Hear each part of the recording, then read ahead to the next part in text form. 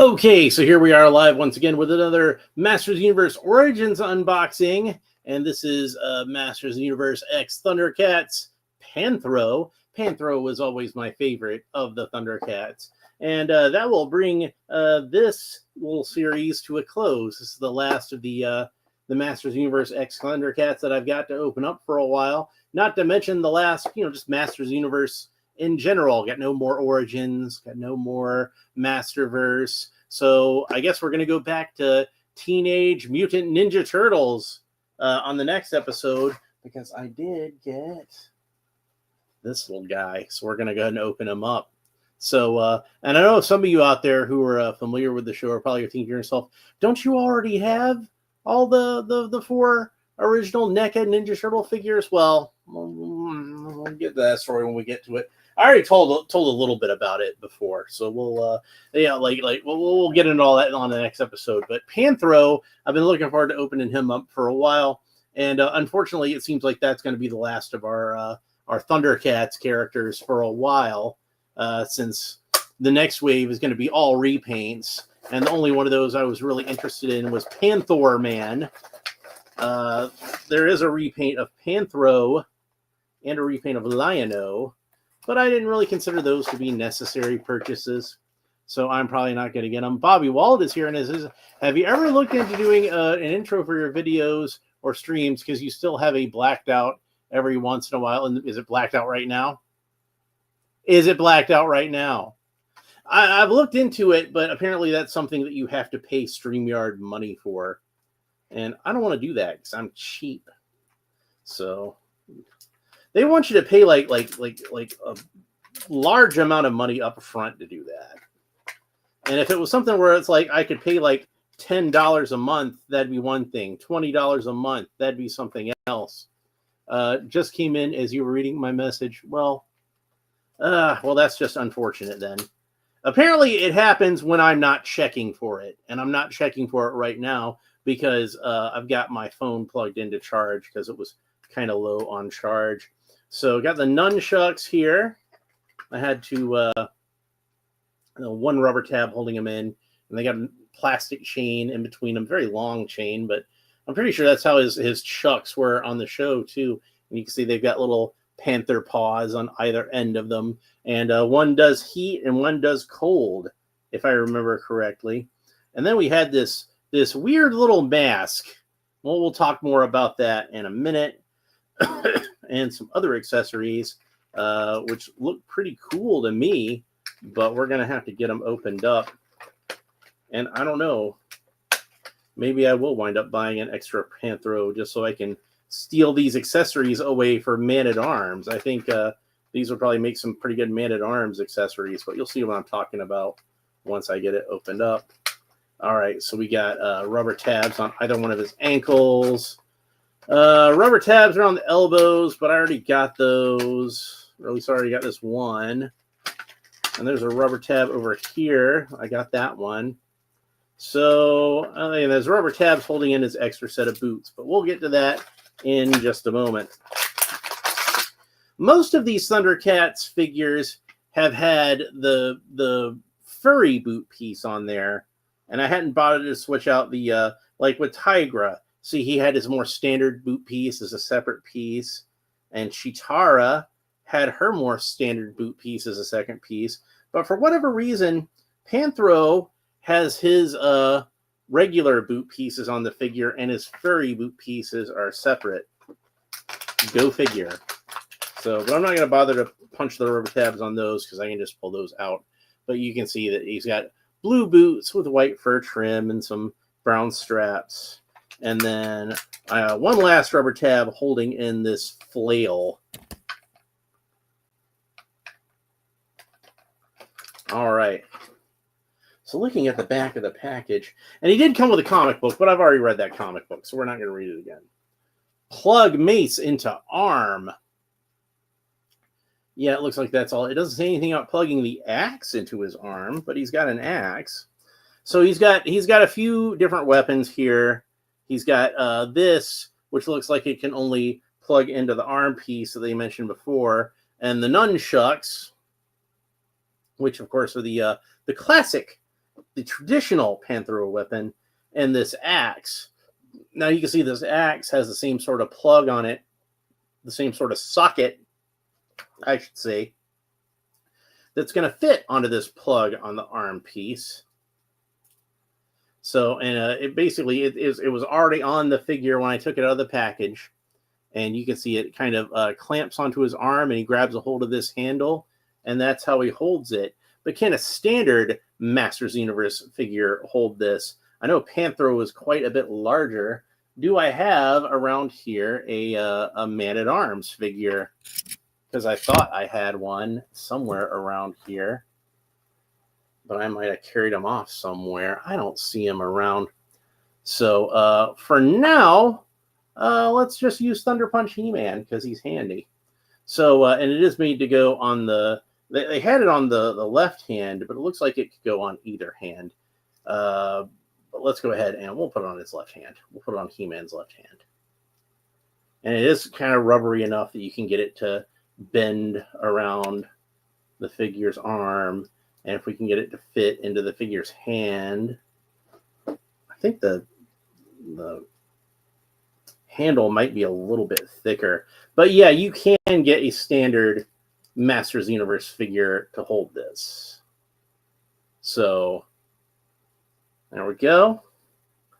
And the mace, which unfortunately does not have a real metal chain on there. I would think that would be really cool, but this is better for posing. I think you can get some dramatic mace swinging poses out of this. But you see what I'm talking about, how this would be like a cool weapon to give to Man-at-Arms. But it makes sense that Panthro would have this because they're making him kind of a Man-at-Arms mashup. So he is wearing most, not all, but most of his Masters of the Universe accoutrements. Like I mentioned before, they did not put the boots on here, and they did not put the mask on here, which I'd already mentioned as being a separate piece. So I'm going to go ahead and put this back on, the mace back on there.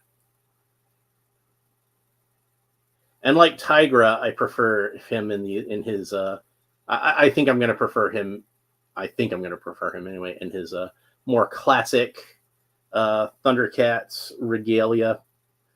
And I don't remember if Panthro had more than one of these spiked wristbands on the cartoon show, but he's only got one on this figure that I can see. I didn't see any other extra ones that I could pull out. So if you're going to take this piece off of him, he's only going to have one wristband, unless you want to buy a second Panthro, which I was already talking about doing anyway. So let's pull his head off and hopefully not let that fall into the floor where it will never be seen again. Yeah. Where did it go? And like I said, I don't have my phone over here because I had it charging. So I don't have any extra lights. And my flashlight is in the living room. But anyway, that seems to be the only way you can get this piece off. And you can see that it's made to look like Man-at-Arms. The kind of filter piece that I used to imagine like flipping up over his face, a little faceplate thing, little air tank on there. So, but I did find the Shredder's little fist dagger thing. So there's that. I'll take my victories where I can find them.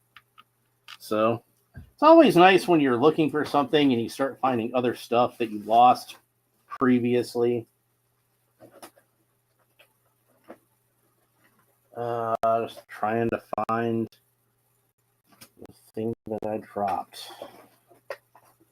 And it's like it just did not want to stay in my hand. It just had to go on the floor. It was bound and determined to go into the floor.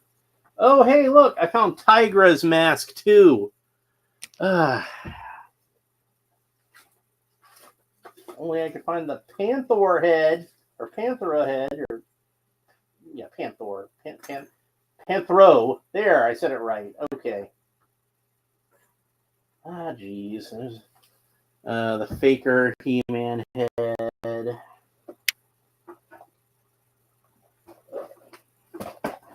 It's so exciting watching me search for stuff in the floor. But we can see that when we take that off, it looks more like the standard sort of Panthro look. And if I pull them apart in the middle, we can take off the loincloth piece. This is literally a loincloth. And it's got the typical He-Man type belt on it. And then I noticed it actually has, unlike the other ones, actually has a clasp in the back. So I could have taken it off that way too. But if we put it back on there, and he's got this Man-at-Arms type armor on his boot. I'm guessing that won't fit over the furry boots, and that's why they put that as a separate piece. And then he's got the little ties around the calves, like our classic Panthro do. I'm talking too much about Panthro. I'm getting them mixed up. But it's Panthro. That's the character's name. So even though Panthro was kind of like coded as a black guy, like he's really set up to be more like a ninja, because he's got kind of ninja type boots and nunchucks for weapons. So he's a very martial artsy kind of character. And he's got that gray, that kind of bluish gray sort of skin coloring. I'm going to take this piece off too. We're just going to go full on classic Panthro. It looks like you have to slide that down his arm. But I'm guessing that, originally Panthro was supposed to be a Black Panther, and they probably changed him to gray because it was easier for the animation. Because especially back in those days, they didn't really like animating black characters. I don't mean black as in African American, although apparently they had some issues with that too. You talk to people who made Ninja Turtles, but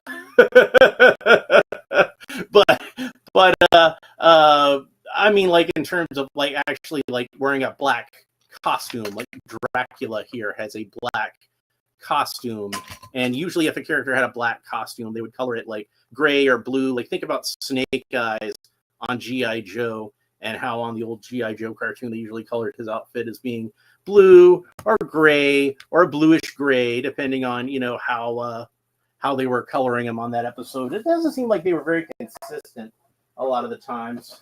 So I'm gonna just get my phone, even though I wanted to let it charge, and we'll just see if that can help me find this head that's gone off God knows where. Man, I have had a frustrating couple of days, and all I wanted to do was shoot a video and get it over with, at least get a video done. And then something like this has to happen, where you lose an action figure's head. And I hadn't even talked about the head sculpt yet, and what a nice job they did with the head sculpt. And they did do a nice job with the head sculpt. Man.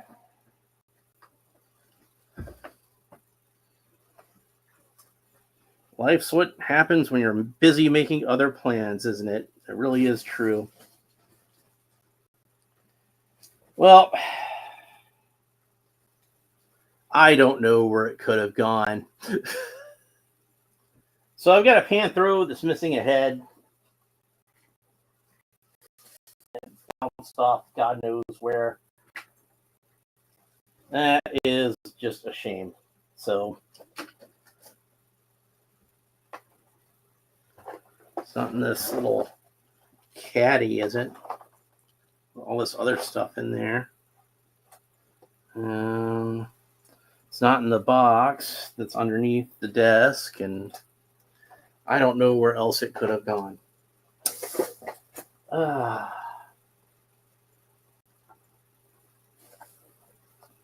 Well,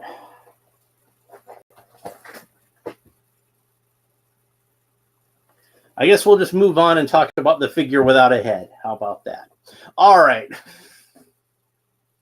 So let's talk about the articulation, and then I'm going to call it a day. So Panthro's head, in theory, should rotate all the way around and move, tilt its head quizzically from side to side, look up about this far, look down about that far. But we're just going to have to assume his arms rotate all the way around the shoulders. They raise up about this far. He's got a single joint of articulation at the elbow, which bends in about this far and rotates all the way around. I believe these are the same arms that they used on He-Man. So He-Man has these massive arms that are disproportionate to his body, but this is a body type that the torso is much more in line with what would fit on these arms. And also, his armor on the back has a little peg and hole, so you can take it off that way. Isn't that fancy? So, oh, they don't do that with his head. You make it so you have to pull off his head in that awkward way, and you can't really get a good grip on it. And then the head falls underneath your couch or something. And God knows if I'm ever going to find that head, or if I'm going to have to buy another one of these. Panthro rotates all the way around at the waist. You can kick up about that far. Do the splits, no problem. Not quite all the way, but enough. He can bend his knee about that far, and the knee rotates all the way around. Of course, he does have a boot cut, so the boot rotates all the way around. Yeah, he's got like ninja shoes too. You see like the little bird toe thing going on. The foot can point back all the way that far. That is impressive.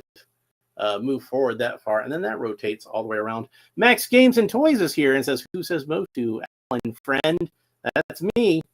So, and unfortunately, it's like, well, my last one for a while. I've been doing a bunch of them here lately. So I did the Masterverse, Tila, and Roboto, and She-Ra. And then I've done for Thundercats, I've done He-Man, Battle Cat, Tigra, Chitara, and now Headless Panthro, because his head went somewhere. So anyway, I'm a little disappointed. Well, I'm very disappointed that I lost Panthro's head. I have no idea where it could be. And I've tried to find it, and it just is not turning up. So I'm finding a bunch of other stuff I was looking for previously, but I guess that's just how that's going to go. Why do you want my PIN number now? Just why does it always want to check your PIN number when like my thumbnail should be sufficient? My thumbprint. You know, it's one of those things that like it drives me nuts because like, you know, somebody could figure out what my PIN is. They could figure it out. It's possible that could happen. But how are they going to replicate my thumbprint unless they actually chop off my thumb or something? And then I think I've got worse problems, honestly, than somebody trying to get into my phone. So I really want to find that head.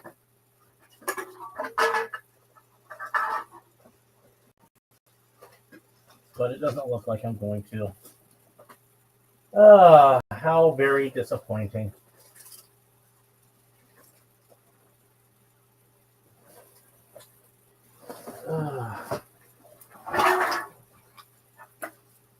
And it's like I didn't even hear it hit the floor or anything, so it could have gone anywhere.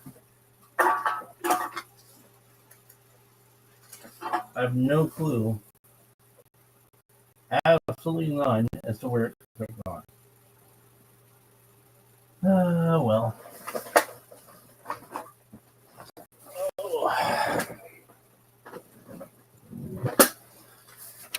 This episode ends in failure and despair.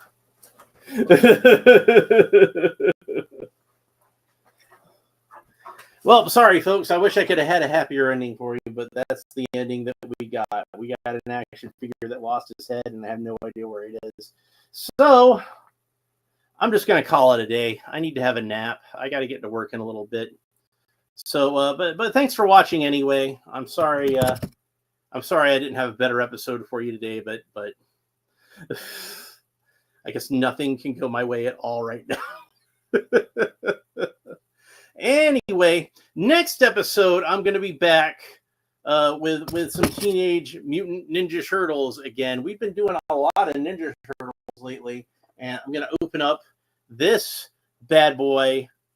I've talked a few times on this episode about how these are my favorite action figures of these characters ever made. Max Games and Toys says, yeah, you are late. That's fine.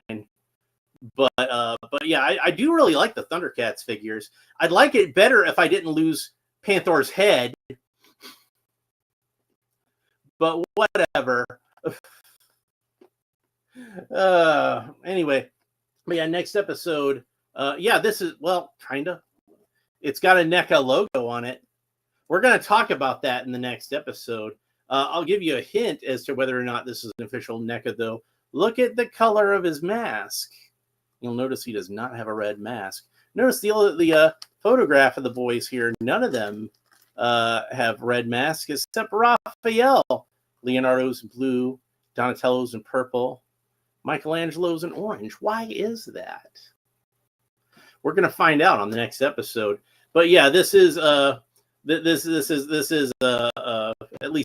based on the NECA figure. We'll put it that way. There's a story behind it. We're gonna talk some about it. It's gonna be fun. So if you want to make sure you don't miss that, make sure that you like and subscribe and all the fun YouTube stuff down below. Leave a comment. Let me know what you think about Panthro. And I'm sorry that I lost his head. So that's going to be it for this episode. Thanks for watching. We'll talk to you next time. Bye. And hit end stream. Okay.